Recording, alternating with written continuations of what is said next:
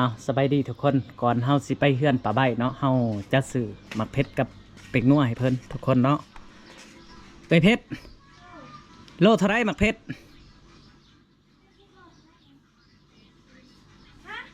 เฮาจะซื้อโลหนึ่งเนาะทุกคนโลเท่าไรหมักเพชร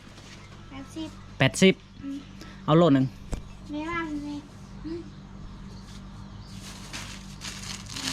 เป็นทงเท่าไรเป็นทงหะข่าวว่าโอ้ยจะข่าวกล่องคือกันทุกคนน้องเพื่อนน้องโดยทงเท่าไรนี่ฮะทง10,000บอเขาจะเอาเป็นโลดองเอาให้เพิ่นเนาะทุกคนเอาจะเอาให้เพิ่นเป็นโลเนาะใส่เป็งนวดได้อยู่ไซโอ้ไปใส่เนี่ยไปนายย่างไปเฮือนป่าใบเพิ่นทงละโลมีบ่นี่นั่นละอันนี้บ่ทงเท่าไร65เราจะสื่อทงละโลแล้วเนาะทุกคนให้เพิ่นเนาะจังมันสิกลุ่มเพิ่งเติบอ่ะแกะดูให้น้องเพิ่นแกะให้เนาะ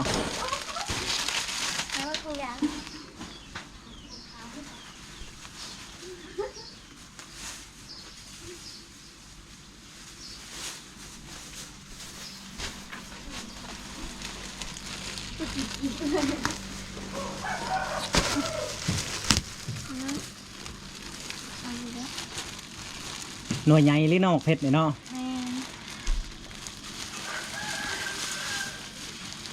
เป็นเท่าไรอันนี้80เนาะอันนั้นเท่าไรก็65ก็เป็นเส้น45โอ้ผมมีเงินเลยติดหนี้เพิ่นบ่เนาะทุกคนเนาะโอ้ยเอาหัวทงจังไปได้ท่องหน่อยโผดบ่ท่องหน่อยโผดอันนี้ฮะผู้สาวลูกผู้บ่าววันนี้ฮะคือเห็ดกระดึกแท้เนาะ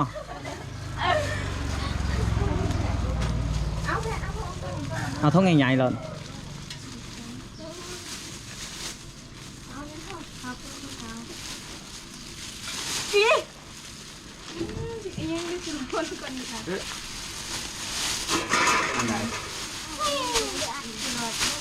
สงสัยเป็นผู้สาวแล้วเนาะทุกคนเนาะทั้งน้องเขาเนี่ยเรียบร้อยเลยจ้า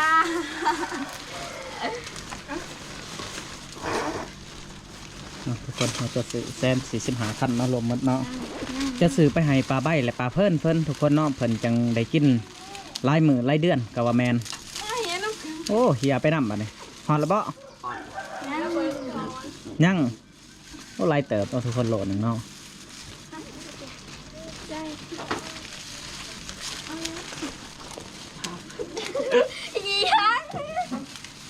หอดละบ่พอดีใส่พอดี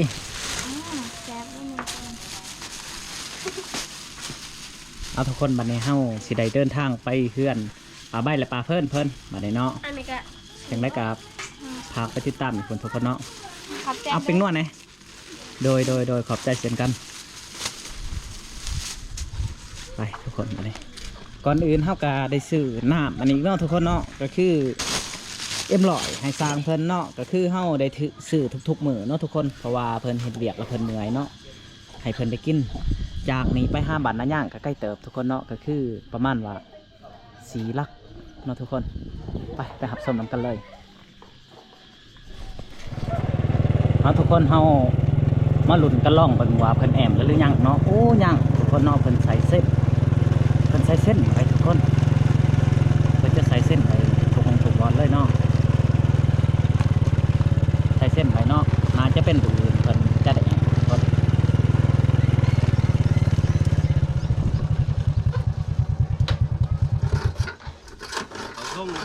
โอ้เขาส่งอยู่งามเลยคิดว่าแอมแล้วได้นั่งเนาะโอ้อันนี้ตัดพิมพ์ว่านี่ฮะมันฮักเนาะมันฮักตอนได้เลยฮะโอ้ฮักมือเสาเนี่ยมันนักหมากบ่นักหมากโอ้โดยเอาสบายดีไอโอ้ไปได้เห็ดแล้วอะไรหัวฮะเห็ดแล้วอะไรเอานี่มาไหวหมักเพชรก่อนนี่ใส่เอื่อยเพิ่นไปใส่ฮะ อยู่เทิงโอ้โดยเพิ่นเฮ็ดหยังเฮ็ดหัวบ่เหมือนนี่ โดยพูดโคนตัวนั้นดิ หันลืมอีกแล้วบ่าวสัญญาลืมได้หมักถั่วทุกคนแล้วก็ได้หมักแป้งเนาะโดยเอ้านี่ไปไวก็คือเฮาซื้ออันโลป้ายเนาะทุกคนก็คืออันนี้โลนึงอันนี้ก็โลนึงเนาะบ่แม่นโลป้ายเป็น2โลให้เอาไว้กินมันจังไล่มือหั่นนะเอาสบายดีเอ้ย สวัสดี โอ้โดยไปได้เห็ดหัวบ่มื้อนี่ฮะ ขุดโพน ขุดโพน โดยขุดนานพัก ขุดและน้ำพัก โดย ขอโทษขออภัยน้ำลายๆเพราะว่าทั้งเบาสัญญาก็ห้ามาเต็งกอกเด้นี่ โดย มาก็ยังบ่พอเท่านั้นลืมในพัก แต่บ่เป็นหยังทุกคนบ่อื่นเฮาจะซื้อให้เพิ่นเนาะ โดย ไปเบิ่งมุงได้มุงเจ้าขุดโอ้ ขุดแล้วก็ใส่คุณเต้าจูดทั้งหลาย โอ้ม่วงนี่ฮักเนาะฮักมื้อเช้านี่เนาะโอ้ทุกคนเลยเพิ่นเฮ็ดหัวเป็นที่เหี่ยมหอยแล้วเนาะนี่อันเอ้าบัดนี้เปลี่ยนแล้วบ่บัดนี้เปลี่ยนบอลอาบน้ำแล้วบ่ คนละนั่น โอ้ นั่น ขุดพ่นขุดนานไว้แล้วบ่เอื่อยนะฮะ โดยได้ นี่ขุดพ่นทุกคน อันนี้จะขุดนาน ปลูกผักไปเอาน้ำข้าวมาเสาเนี่ย โอ้พักยัง เลย โอ้ผักหอม โดย ทุกคนผักหอมเนาะอัดไว้เด้อ โดย อย่ามันถึกแดดเนาะทุกคนเพราะว่าแสงแดดแห้งเนาะ โดย อันนี้คือขุดนานถาเบาสัญญาเนาะ โดย แต่เบาสัญญา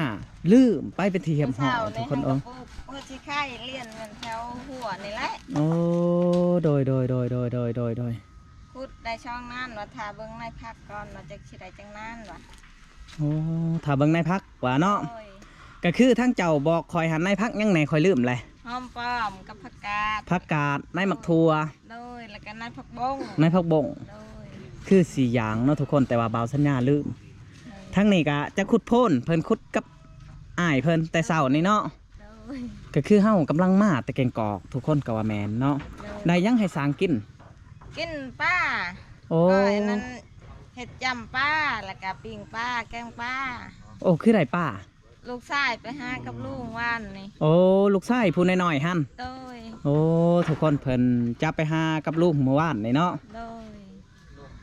อันนี้ไปเอามาแต่ไสอันนี้ฮะ ไปคอน้ำเขาเจ้า มันสิเป็นอยู่ว่าเก่าวะ เป็น เป็นบ่ โดย คันว่าบ่เป็นแล้วเฮาสิเอามาให้แต่เฮือน โดย เพราะว่าอยู่เฮือนเบาสัญญามิ่งอยู่อันนี้ โดย สักไข่เนาะทุกคนเนาะ ปลูกมือเช้านี่แหละนี่ โอ้โดย มากับขุดนาน เจ้าบ่พาวฮดมันเด้อตอนเพศนี่ โดย เพราะว่ายานมันใต้มันหอนเนาะทุกคน โดยในกระพักกับไปข้าเอาน้ำเจ้า คอนะเขาเจ้าเนาะ โดย อืม ว่า นี่แหละทุกคนก็คือทั้งเอื่อยเพิ่นกับอ้ายเพิ่นคุดนานพักไว้ทาเบาสัญญาเนาะแต่ห้าวผัดลืมเซยทุกคนเลยคือว่าอะไรมันไล่เวียกนะ โดย ก็คือบืออื่นนี่เฮาจัดสีใดเอามาให้เพิ่น โดย บืออื่นจังเฮาสิซื้อมาให้เนาะทุกคนคุดโหลดทางนี้หันคุดนานโหลด โดย อันนี้จะเป็นบอนปลูกผักบงเพิ่นอันนี้หันเอาทิมอยู่นอกก็ได้อันนี้ฮะ เพราะยังสิจูดให้มันเป็นปูนแล้วก็สิเอาไปใส่น้ำพัก โอ้จูนให้เป็นผลเลย โดย แล้วจะเอาไปใส่นั่นพัก โดยอันนี้ก็สิเอาคือกันเลยนี่ไปใส่ โดยไปได้อันนี้หันยกไปทางได้แหละนี่ฮะ คนมันนั่น มัน มันหักแล้วก็คนเอาออก โอ้ สะดวกปองเลยเลย สลัวปองเลยโอ้อยากได้บ่อันแบบว่าเทผืนนี่อยากได้อยู่บ่ อยากได้แล้ว อยากได้บ่ โดยสบาย อยากได้แล้วเบาสัญญาอยากบอกแนวหนึ่งได้บ่ ได้ คืออยากให้อ้ายกับเอื่อยนี่ไปห้าหมักฮีนก็สิมีบ่ กิน ฮีน ที่ไปเอาอยู่ใส่เดี๋ยวมันกินมันบ่ เพราะว่าดินทรายนี่บ่เจ้าไปห้าเอาก็ได้ ดินใส่เอา มีคนขายบ่ในบ้านนี่ บ่มีนะ บ่มี น้อง โอ้เพราะว่าคันห้ามบ่ใส่หมักฮีนนี่มันจะแตก แม่ แตก มันจะแตก เอาเทฝืนได้มันต้องมีหินนะ แมน มาถึง มันบ่มีมันยาก คันเฮาใส่ใหม่นี่มันเดี๋ยวเฮาสิทำสร้างล่องเบิ่งเนาะสร้างบ่ใส่หมักฮีนได้บ่ใส่ใหม่อันนี้ฮะบ่ใส่หมักฮีนได้บ่ใส่ใหม่ กู้แป้ง ส่ใหม่เอ้าได้บ่ซานใหม่เป็นผักกาดตาดบ่ใส่หมักฮีนได้มันบ่มีหมักฮีนมันสิบ่แตกบ่แบบนั้น แต่มันก็เป็นน้ำปูนพุ่นแล้วทำแต่ โอ้ในใจก็อยากได้ฮีนพุ่นแล้วเนาะแมนฮีนแฮบ่มีบ่เอื่อย บ่มี ออกโขกบ่มีบ่ เอาโขกไปทางใดยัง อยู่ใกล้ มีบ่ฮีนในบ้านนี่แบบว่าอยากข้อสื่อนํเขาหันจะหันหน้าจักทางสองทาง จะแล้วเขาบอกไปหาทำเขาบงมาแรก โอ้ ที่หาทำแล้ว เจ้าคิดว่ามีบ่แหละ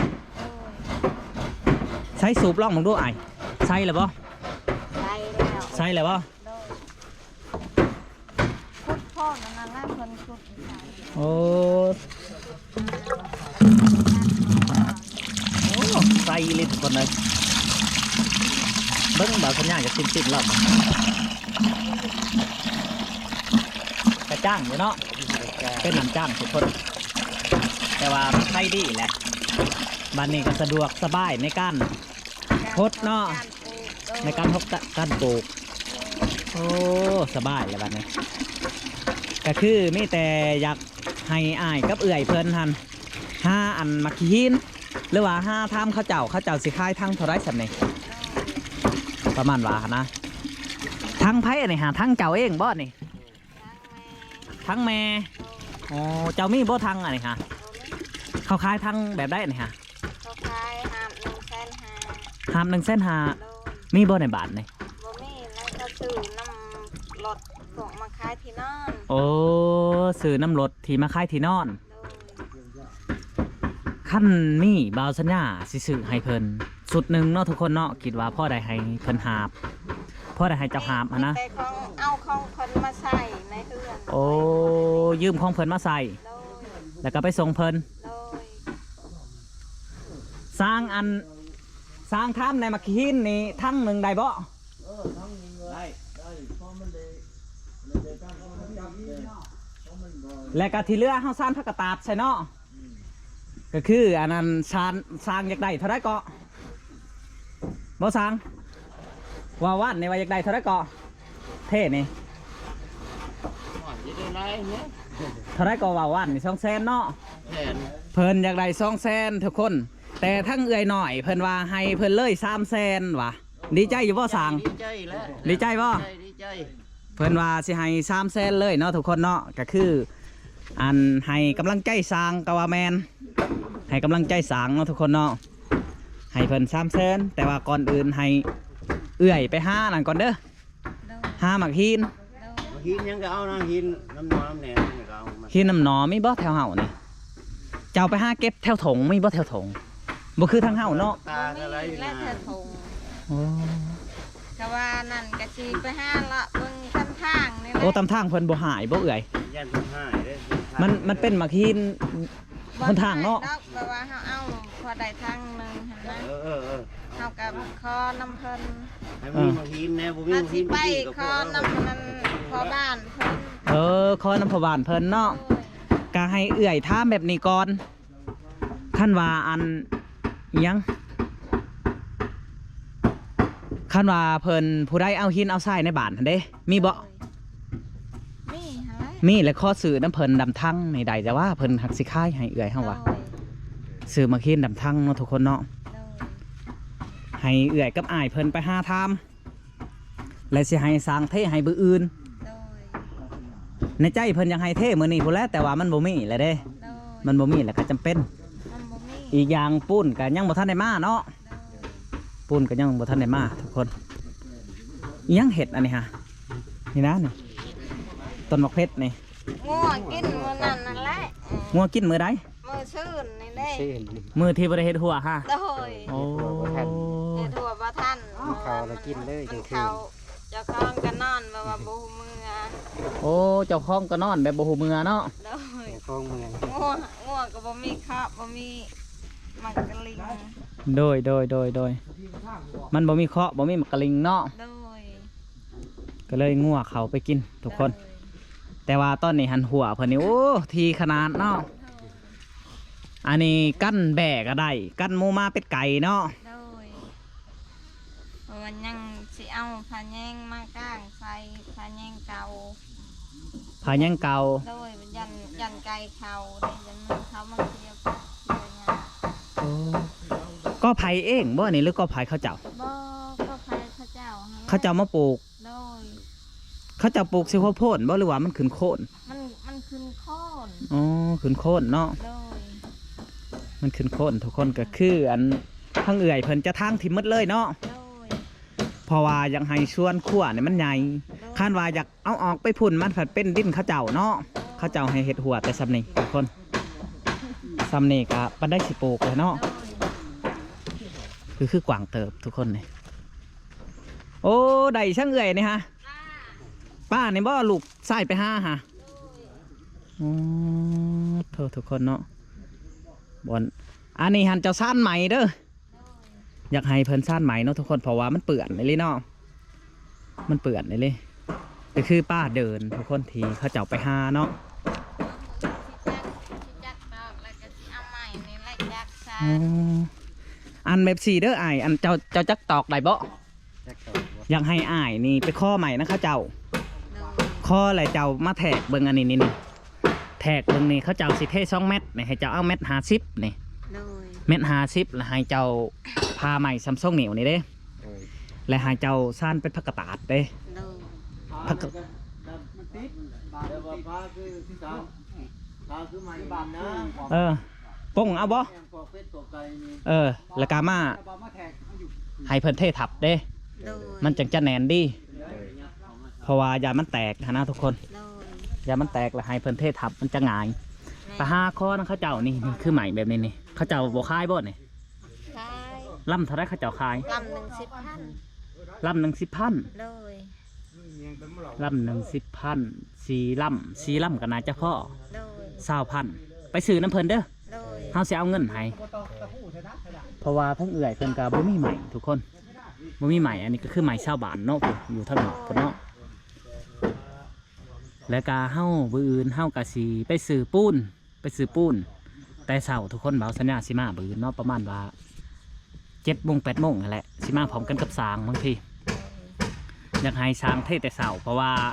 ถ้าเพื่อเทแต่เช้าซันนี้น่าจะใส่ได้ โดย มันแดดเด้ ใส่ได้และมันแดด มันแดดเนาะ โดย โอ้โดยมื้อนี้เฮ็ดมื้อเลยบ่หรือว่าแล้วแต่เมื่อวานในหัว แล้ว นี่ แต่เมื่อวานนี่ แล้วว่านแล้วต้น แล้วตอนแรก แล้วตอนแรก โดยชำนี้แล้วเมื่อวานนี่แล้วก็เพิ่นก็ไปขุดโพนนั้นแล้วก็ ขุดโพดเนาะ สนี่ก็ยังบ่แล้ว ขุดพ่นก็ยังบ่แล้วเนาะ โดย แน่ทุกคน ว่า ปลาใบไปใช้มื้อนี้ปลาใบ ไปหาป้า โอ้เพิ่นไปหาของกินมาไว้ โดย โธ่เพิ่นไปสอนบ่เอื่อยเลยเพิ่นไปนั่นนะ สอน ไปสอน โดย ไปจักคน หลายคนหลายลูกเพิ่นก็ไปมันนี่ โอ้ลูกเจ้าก็ไป โดยไปกับลุง โดยก็คือไปหาคบหากินมาไว้หรือว่ามาสกัวไว้เนาะ โดย พอได้ให้สร้างกินเบาสัญญาก็ โดย ซื้ออยู่ทุกคนป้าเนาะ โดย ก็คือมื้อนี้เฮามาคำโพดเฮาก็บ่ได้ซื้อของครบของกินให้เพิ่นซื้อแต่น้ำM100มาให้เพิ่นกิน โดย ใหม่ไปซื้อนะเขาเจ้าเด้อใหม่เด้อ โดย เอ้า20,000 โดย 20,000 ขับใจมันมา โดย สัญญา โดย กับเอ้ยน้อยหลายๆ อื ให้ ม อยู่ดีมีแห้งให้สุขภาพเข้มแข็ง จังได้กะขอบใจทั้งอานันต์เพิ่นแน่ทั้ง FC ที่เบิ่ง ขอบใจทั้ง FC ที่เบิ่ง คลิปน้องนี่แหละ คลิปน้อง หรือว่าคลิปเอื่อยนี่แหละนะ แล้วก็ให้เพิ่นอยู่ดีมีแห้ง ให้สุขภาพ ให้สุขภาพเข้มแข็ง เอาทุกคนเพิ่นก็ว่าบ่เก่งไปได้เนาะกะทั้งคือเอื่อยเพิ่นก็ว่าบ่เก่งไปได้ทุกคนจังได้กะขอบใจทั้งเอื่อยน้อยแล้วก็ผู้ใหญ่ใจดีหรือว่า FC ที่เบิ่งคลิปเบาสัญญาทั้งหมืดนี่ทุกคนจังได้ก็ขอให้มีสุขภาพเข้มแข็งแข็งแรงขอให้ร่ำให้รวยเนาะ โดย เอาทุกคนคลิปนี้ก็บ่มีหยังหลายเนาะเฮาก็สิได้จบคลิปเพียงเท่านี้ทุกคน โดย จังได้กะฝากไปติดตามคลิปหน้าคลิปนี้ขอกล่าวคำว่าสบายดี